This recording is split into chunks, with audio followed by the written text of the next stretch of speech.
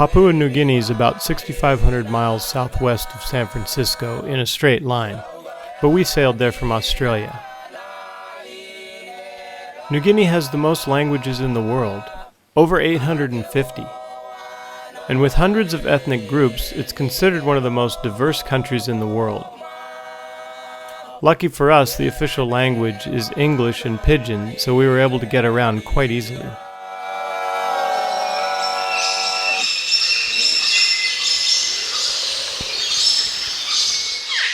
New Guinea's full of hot and steaming jungles and rivers, and we took a dinghy ride up this river looking for crocodiles and listening to all the really wild bird sounds.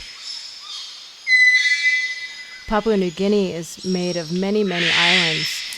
Many of the islands are active volcanoes still, and other islands are made of limestone, which is very porous, and over the millennia dissolve under the rainwater and create incredible caves.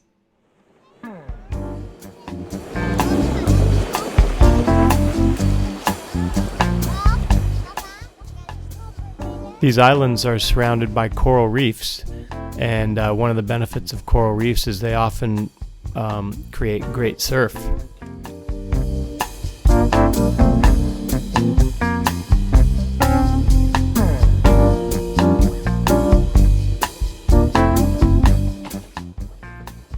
We anchored in one bay with a little wave breaking off of a coral reef in front of where the boat was parked. And so we surfed the spot, and later on a man came out in a canoe and was watching. And we asked him, has anybody ever surfed here before? And he said, no, we were the first people to ever surf that island.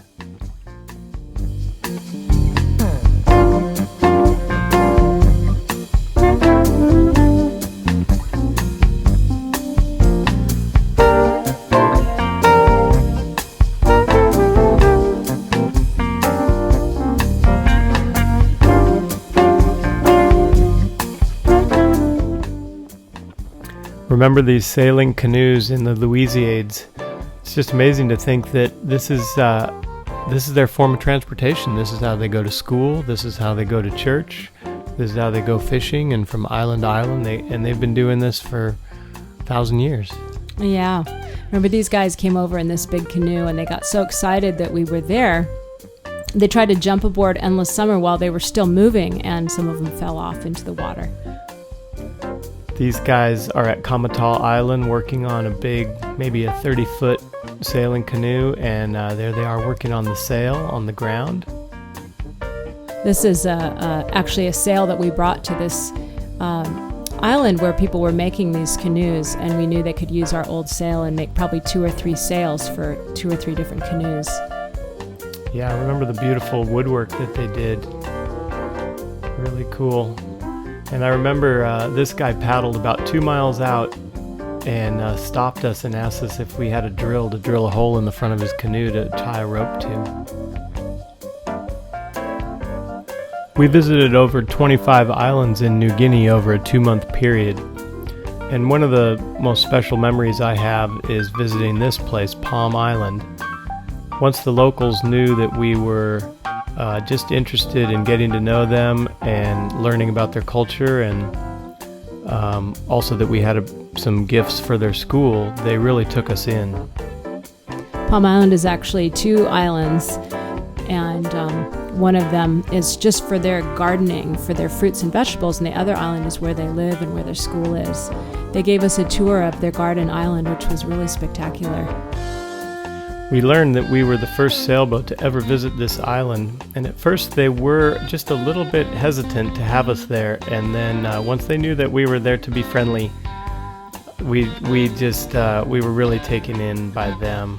They became very friendly. We had a huge exchange of gifts, actually. We brought supplies for their school and gave them t-shirts and stickers and all kinds of things, and then they gave us I'm getting a beaded headband there for dancing, and lots of fruit and vegetables. Yeah, we had asked if they had any fruit or vegetables that we could trade with, and here the villagers, here they are giving us a send-off, and they gave us maybe 80 pounds of fruit and vegetables, way more than we could have used.